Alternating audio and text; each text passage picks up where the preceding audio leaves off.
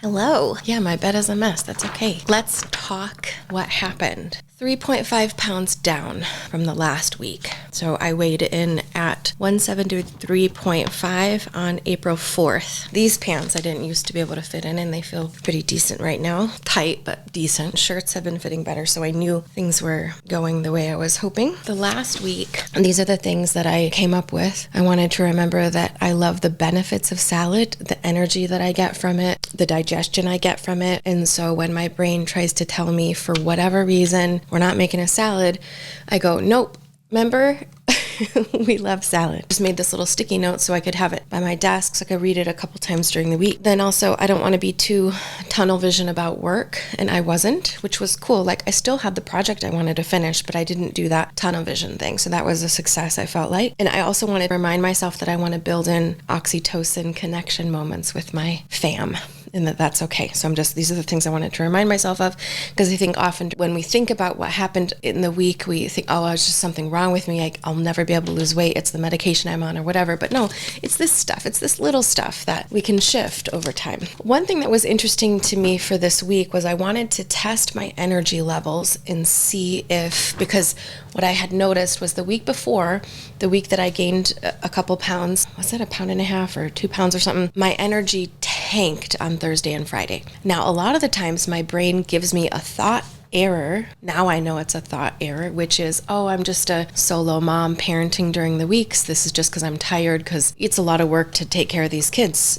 by myself during the weeks. So I noticed this extreme crash on Thursday and Friday, and I was like, just the week energy hitting me. But I also realized that week I had the weight defense thing of working really hard past lunchtime, not making my salad, eating crackers and cheese instead of healthier foods. And then I crashed on Thursday. So I was like, was it actually that I'm just tired, or was it that I ate poorly and my energy tanked because of the way I ate? So that's what I wanted to test this past week. And it turns out it was the food. And that was so fascinating for me. And another reason why I love the benefits of salad, because what I learned was Thursday and Friday, my energy was high. Like it was easy for me to get through all the things I needed to do, take care of the kids, make dinners, blah, blah, blah. Whereas like the weekend before, I remember I picked up all my kids. My 14-year-old niece is staying with us right now too. So I remember saying in the car, all 4 of them were in the car. And I said, you guys, I'm so tired tonight. I'm just going to go to my bed and watch TV. You guys can just have, whatever's around, cereal or something. Like I just was like, you guys can get your own food. I had no energy for that. So I remembered saying that the week before. But on Thursday of this past week, I just made dinner like normal. So that's another benefit of eating well, which is me talking myself into, no, salads are really what you want because you want energy too. It's a huge benefit. Okay. So that was an interesting experiment that turned out to prove the idea that these types of healthy foods will really add to because the week before I convinced myself that it was okay to have cheese and crackers for a meal because sometimes you're just too tired and you don't want to do it. When really it was because I had decided to work through lunch, and then by the time I went to go eat, I was starved and I couldn't manage making a salad. Then my energy tanked, but I had said to myself, no, it's okay that I had the cheese and crackers because sometimes you need a break. I believe that's true, but I also know that had I not worked through and skipped lunch, had I not made work my priority in that moment, and I buckled down and just made a salad, I would have had better energy throughout the rest of the week. The way I interpreted it that week was, oh, it's fine to have cheese and crackers sometimes, and sometimes you just get tired. But that was incorrect. I was tired because I wasn't paying attention and I wasn't like taking care of myself in that moment, okay? So had I at 2 p.m. went and had my salad like I usually do, my energy would have been a lot more supportive. So I kind of learned that lesson, this little data point this past week, because I ended up just having my salads. I was like, nope, I like salads. I want to have salads. I'm going to get up at 2 p.m. and go make my salads when I need it. And my energy was high all week. So that was a really cool experiment. That thought of I don't want to be too tunnel vision about work is really important for a lot of reasons. It's energy, it's digestion. While I do believe in my brain that sometimes we need a break, I don't really need a break from salad because I prefer to have more energy. I prefer to feel better and not be a lump by the end of the week. You know what I mean? Just like doing nothing and watching TV all evening. I don't prefer that. I prefer being active and taking care of the girls and getting them better food, making them a better meal, okay? Then I had another thing that happened on Wednesday. I'm calling it the tuna debacle. So I was making a salad and it was really delicious. I decided to add Kalamata olives to it. And I was like, oh, Mediterranean, maybe I should add tuna and just get the protein thing out of the way. So I did, except a can opener doesn't open a can the normal way. And so I wasn't able to push down to get the water out. And I didn't think much about it. But then I just put the tuna in there and then it made the salad all watery. Ugh, it was disgusting. I made myself get through much of it, but I got so grossed out that I threw out the rest. Suffice it to say, I probably will never have tuna in a salad again because I traumatized myself. So I ended up eating more tortilla chips and some of these little bread rounds that my daughter loves. And I ended up having Twix after that, and I felt too full, but it was only 3 p.m. So I thought, maybe this will be fine, and you'll see that it was. I thought to myself, maybe this was weight defense kicking in, like making me grossed out about the tuna, but no, I was actually just grossed out. Another thing that I worked on this previous week was removing decisions about stuff that's not important. Like I mentioned in a previous video, removing decisions about salad, like just finding a salad that you really love and just sticking with that one. Now, I'll say one thing is that it's feeling a little too rich to me lately. I don't want so much cheese in it anymore, so I'm going to cut back on the cheese and just do a nice vinaigrette and have it be a basic salad. That's an interesting point that I think the brain does this automatically over time, is it will pull back on what it's interested in as far as heaviness. Once we allow it to be okay, we make it neutral, we eat it, and then naturally over time it's kind of like, that's a little too much for me, like I don't want that. I had a salad yesterday from a restaurant and there was way too much cheese on it, and I was like, ugh, this is way too much, like it was feta or something, goat cheese or something, and they just put way too much on it. And I was like, I love this. Like, I love my brain telling me that when something is too much. That's beautiful interoception. I feel like internal perception. Another two things that I worked on removing decisions about were my makeup and my clothes. Oh, and the shower. I kind of hem and haw every day. Like, when should I take a shower?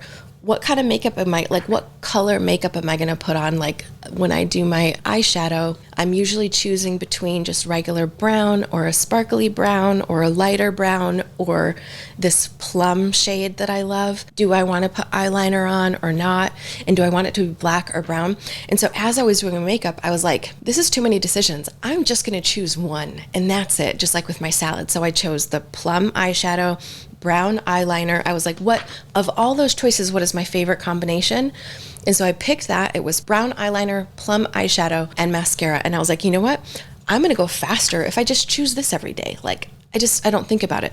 It was the same thing with my hair. Like that week, I just decided to just do my hair every day without considering, am I going to do it curly? Am I going to do it, blow it out? Am I going to wear a bandana or whatever? I was like, no more decisions. Like, clothes are going to be simple this week. That week, I was like, it's just going to be t-shirts and jeans every day. And I was just more efficient and faster. That felt really good. There's other diets out there that talk about surrendering to this method or whatever. And I hate that word. For instance, with the salad thing, there is no surrender here. There's actual choice. And then once we've chosen and become neutral and calm about that decision, then we just decide not to make any more decisions anymore. It's just, we do salad every day. That's it. Okay? So we're not like giving up. We're not surrendering. We're just being efficient in choosing the thing that feels the best for us. So for me, I love having makeup on because I can just make videos really quickly without having to think about whether or not I'm going to do my makeup. And that is such a decision fatigue for me every week, because I'm like, do I want to wear makeup today? Well, am I going to make videos? And then I was like, you know what? I'm just putting makeup on and we're not going to think about it. And I will reserve Saturday, Sunday for no makeup days so I can just rest from makeup. So along this line of energy levels, having the salad for all those days was interesting, because on Thursday morning, I woke up an hour earlier naturally. So normally I get up at 6:40 for the alarm clock to get the girls up, and my brain woke me up at 5 something, like 5:15 or something, and I couldn't stop thinking. I was just like productive business energy thinking mode, and I felt totally awake. And I was like, I even have more energy than I thought I was going to. And so I just got up, and sure, by the end of the night I was tired, but it was a I've worked really hard, and I'm done with my day around 8 or 9 instead of being exhausted by 4 p.m. So that was interesting. I had actually more energy and more creative energy than I expected. And then one last thing was that my husband was home that week.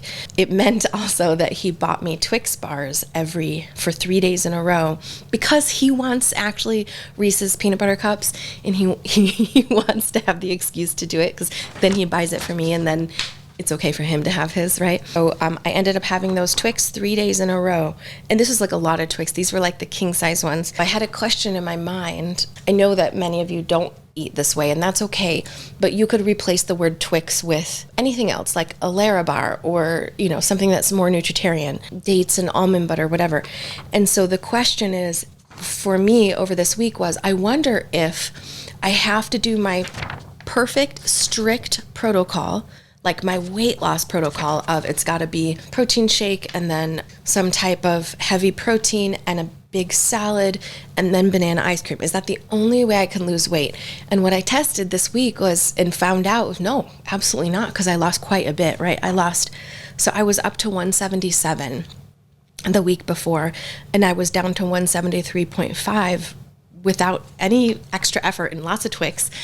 So that's 3.5 pounds down in 1 week, and I had a bunch of Twix and stuff. And then there was one night on Friday night that I had to use willpower. I have this thing, which is kind of this concept, which I call downstairs energy, like downstairs craving. So when I want to eat something and my brain is like, ooh, let's get this thing. We could go have ice cream. We could go have this, whatever. If I'm upstairs, I can tell the craving is not strong if I don't even feel like going downstairs to get the thing. And it was a downstairs craving where I was like, I'm upstairs, I'm not going to go get it. And I actually did want more food. And there was a point where I was like, okay, you know what? I hear you, brain. It was really pounding me. And I was like, I hear you, but we actually just probably need some more protein. So I'm just going to have yogurt. So I had 2 yogurts. And craving went away. Everything was fine. And then the next day I was down 3.5 pounds. The craving was not like these crazy ones where it forces you to go to the store. It forces you to go downstairs and get your favorite thing. And then, whatever. It wasn't like that at all. It was like a sort of a mini craving, right? So that was a cool thing to see. And it was also cool to see that even with Twix bars and yogurt and stuff, that like really proved a big point to me that I don't have to be perfect in order to lose weight. And I think that's a huge data point to see. I think the main reason why I was able to lose so much weight is because I ate such large meals in the middle of the afternoon that I didn't have to eat anything after 3. And making food for the kids was easy, and I didn't feel any compulsion to eat any of their food.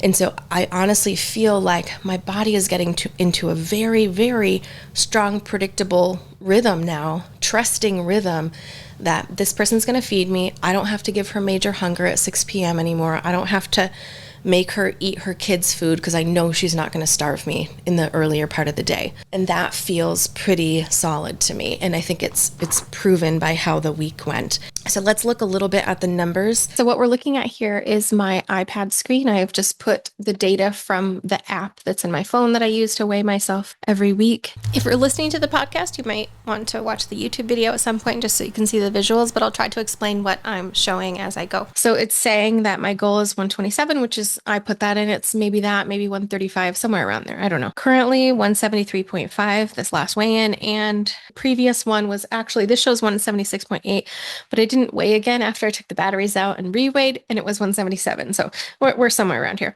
BMI 31.9, which is not exact because I do have an above average amount of muscle according to my body scans, but still probably in the obese range for my height of 5'2.5". All right, next page, we're showing the graph of my weight since May of 2024, which is, I believe, when I started using this scale. I'm just going to draw your attention to a few points here. So we're going May of 2024. We're saying right here, I just wanted you to see like the times when I didn't weigh, it ends up looking like I maintained my weight, but that wasn't true. I was just too afraid at that time to weigh myself. So it was probably more like this. Okay, come up here, go down, up, down. See these big sort of shifts? This is when I would do something forceful to try to really lose something quick, kind of a thing. These soft areas of the graph show that I probably wasn't weighing around that time, and I just ended up weighing on these days.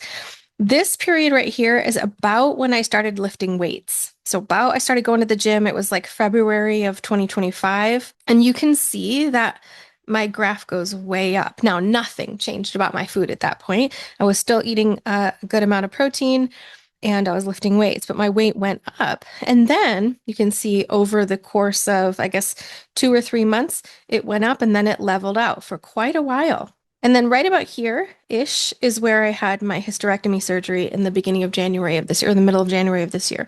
And you can see that my weight went right up. This ended up being about 6 pounds because of the inactivity of surgery. And then this is where we're talking about immediately right now with that salt weight and the weight defense, and then where I am today. So if we look at the numbers since November, we see I was hovering around this 168 area, 170. And then I had my surgery. So my weight started going up, 6 pounds. And then when I was cleared to move again, I've been here for this last month and a half, working through different things, trying to work on different things. And then around here is where we are now when I've been reporting on YouTube. Now, if we were to just take a very cursory look at this and go, this woman was 157, and today she's 173, we'd go, oh, she's such a failure. But when we look at the context around what happened in this woman's life, it all makes sense. It all exactly makes sense why she is where she is. And what it means is there's nothing wrong with her. She's just working through things. I tried to lose weight in this weightlifting area and it didn't happen. My body decided to make the muscle. I told my body to make the muscle instead of losing fat at that time. Then the surgery brought me up a little bit more. And here I am to go down now, keeping things more consistent, keeping the weight training going, having no more surgeries, knock on wood, now starting to work my way back down. Okay, so I still have a little ways to go to get back to where I was before my surgery, but that's okay. This is all a work in progress, and I'll just keep talking to you about it as we go. You're listening to the Setpoint Science Podcast, the weight loss show for women who are tired of trying to control their eating. I'm your host, Cheri Alberts. I gained 50 pounds after 3 kids and cancer, and I'm losing it through what I call passive weight loss. Today, we're talking about where I am on my weight loss journey and why my 3.5 pound weight loss in the last week was not exciting and why it was actually just boring old predictable science.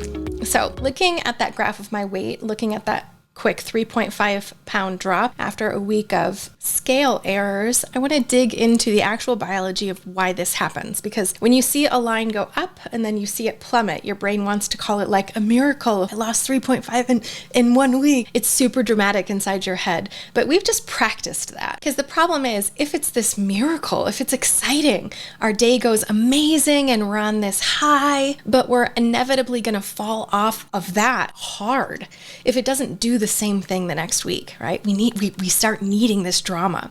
But what happened here actually wasn't a miracle. It was boring. I call it weight defense, right? It was that I was working and I ignored my hunger, and then things went up and I had a sushi dinner with my daughter and all these things happened. And then when I undid that stuff, it looked dramatic and dropping, but really it's kind of like, overall net, it's this not much change. So there's weight defense, commonly known as homeostasis. And in biology, homeostasis is the state of that steady internal physical, chemical conditions that are maintained by living systems. So our body has a set point, a weight range that it really does fight to maintain.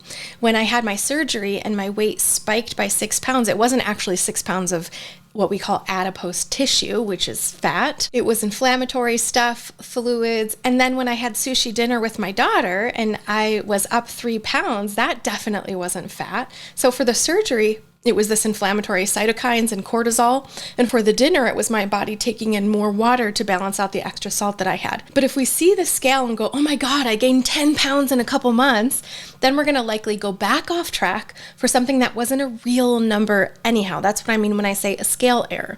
So what's important here is understanding truly where this extra mass comes from. So I'm not even saying weight, right? I'm saying mass. So we don't make that number on the scale mean more than it actually does. So let's go to the surgery example. When our body undergoes trauma, like I had a hysterectomy, the immune system starts this inflammatory response. And inflammation in the body causes cellular edema, which is just a fancy way of saying that your cells hold on to water to repair themselves. On top of that, stress triggers that HPA axis, which we've talked about before, the hypothalamic pituitary adrenal axis in our brain through our body. body, this floods our system with cortisol. And cortisol tells our kidneys to hang on to sodium.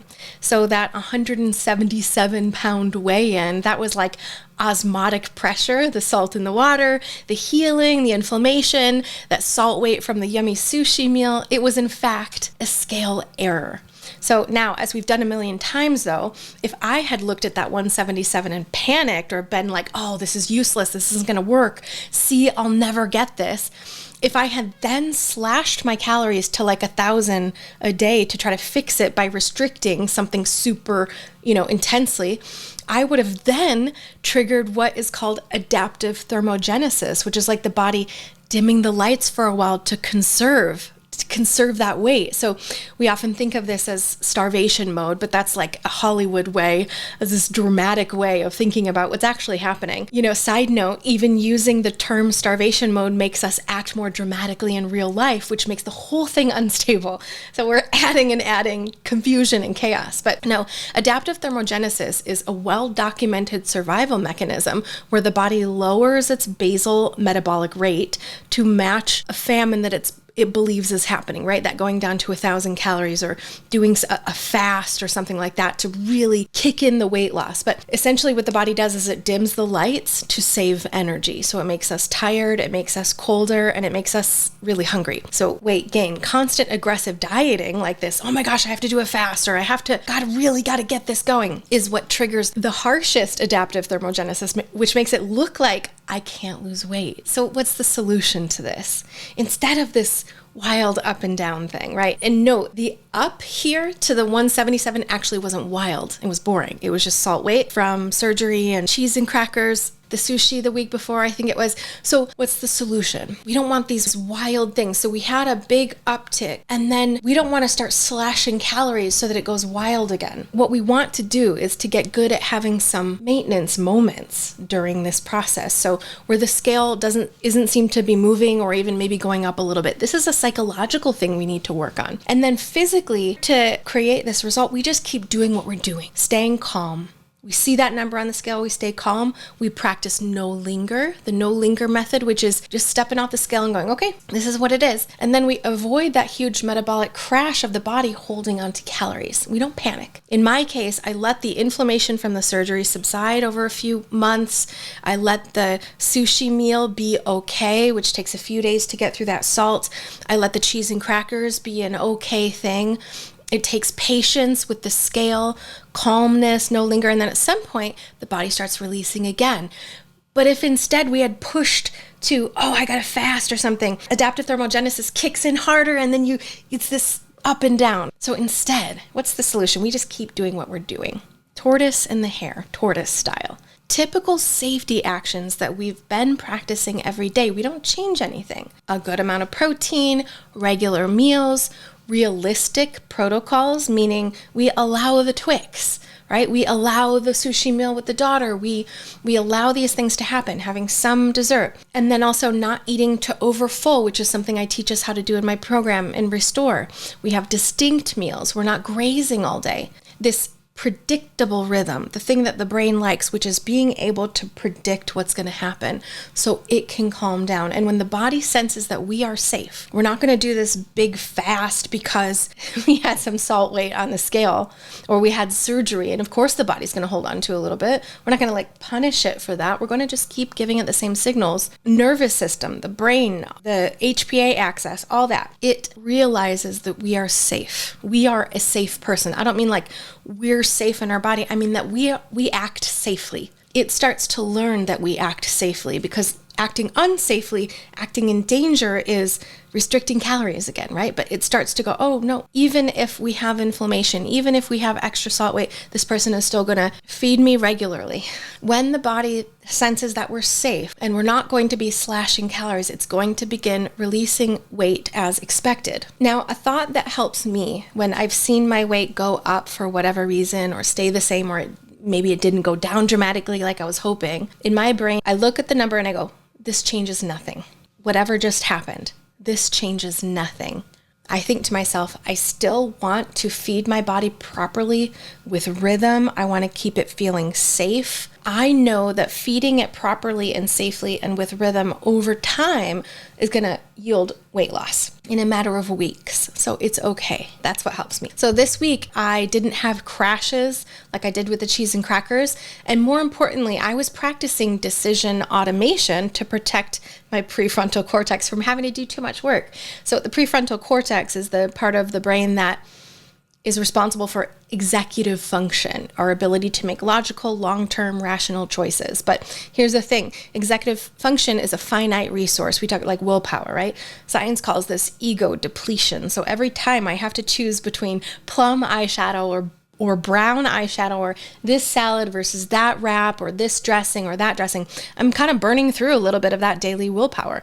So by the time 6 p.m. hits, if I've spent my whole budget on tiny decisions and I haven't, had protein in regular rhythm, I have nothing left to deal with those downstairs cravings. So by making my makeup, my clothes, and my lunch boring, I was saving my brain's energy so I could stay present with my kids and have a nice time instead of checking out in front of the TV all night. So this brings us to brain glue, which is really just my stickier term for long-term potentiation.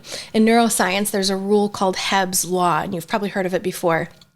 Hebbian learning, neurons that fire together, wire together. That's brain glue. So this is the biological basis of habits.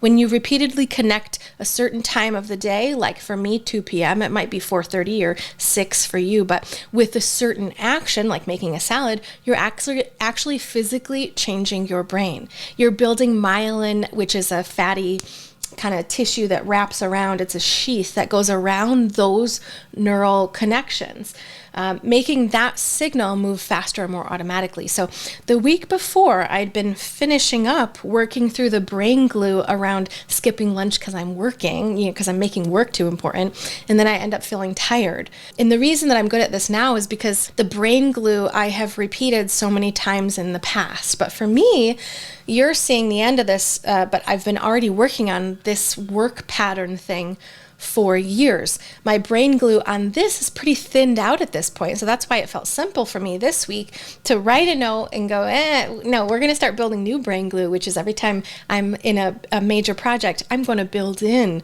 these regular eating times and I'm going to just do it so I feel more energized. So that's also why the Twix bars didn't ruin my week.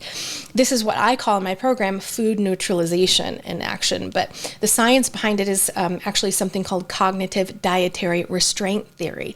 Studies show that rigid restraint, that all or nothing dieting, right? I've got to be perfect and healthy and I have to eat this many of this every day and I can't have processed foods or anything. That type of behavior is highly correlated with binge eating and weight regain.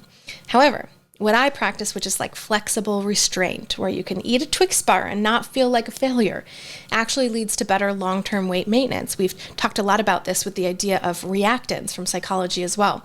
The more you say you can't have it, the more you want it. So when I ate the Twix, I didn't trigger a stress response because I didn't feel guilty.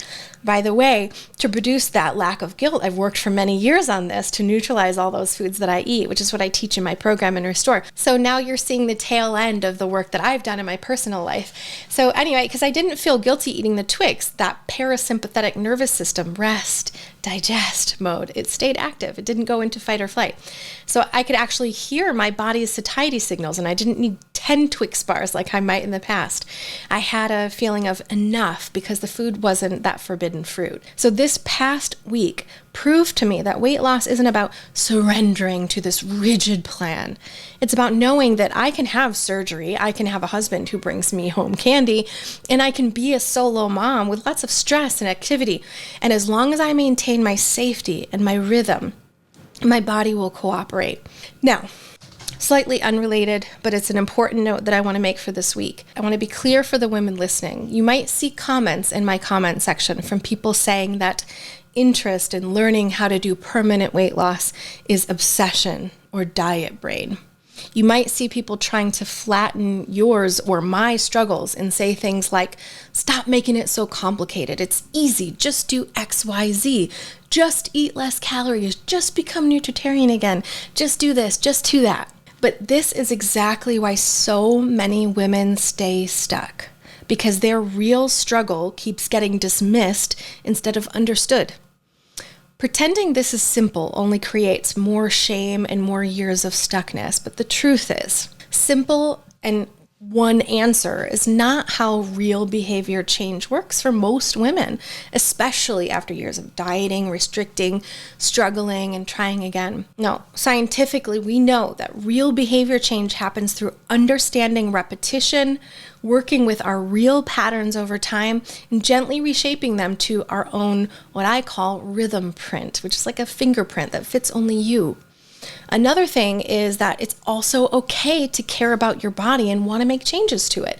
It's okay to want to feel better in your clothes or have more energy for your kids and to keep working on that until it's fixed. It's also okay for it to take a long time and a lot of reprogramming. So if we've decided that we're going to work for change, the only thing we want to ask ourselves is this: is our care coming from panic or shame or push energy? Or does it come from curiosity, love, and respect for our real life? Okay? This week wasn't a success because I was perfect, obviously. It was a success because my body's beginning to trust me again. Trust, in this context, is biological. It means those downstairs cravings get quieter. It means the evening hunger softens. It means one watery tuna salad doesn't turn into a week-long binge. Trust and rhythm is what makes weight loss quiet. And quiet is what so many of us misread as not working. But we think if it's not intense, right, it's not working. But intensity is just the sound of a body that's stressed out. A regulated body is actually kind of boring. It looks like making the same salad because it feels the best to you. It looks like getting up from your desk to eat when you need to instead of working through that project. It looks like seeing an up weigh-in and saying, scale error, no linger, and move on. This is the boring mastery phase I've talked about before. So if you recognize yourself in this cycle, the one where you're skipping lunch all the time and you can't figure out how to fix it, you're crashing at 4 p.m. and wondering why you feel like you have no willpower, there's something wrong with you, I want to invite you to start with my brand new passive weight loss mini course. It's free. It's a short, clear 3-video course that walks you through how to actually build this boring rhythm into your life. It's the foundations of everything we've talked about today, but in a step-by-step format that you can actually use. You can find that at setpointscience.com/passive. Again, that's setpointscience.com/passive. If this episode helped you see your messy bed or your tuna debacle in a different light, please share it with a friend who's tired of this all or nothing thing. We need more women knowing that peace with food is actually possible, and it usually starts with a little bit of grace. So, thanks for listening today. Until next time, let your body learn slowly. Let your mind get a little quieter, and trust that your biology is truly on your side. You just have to show it that it's safe first. See you in the next episode.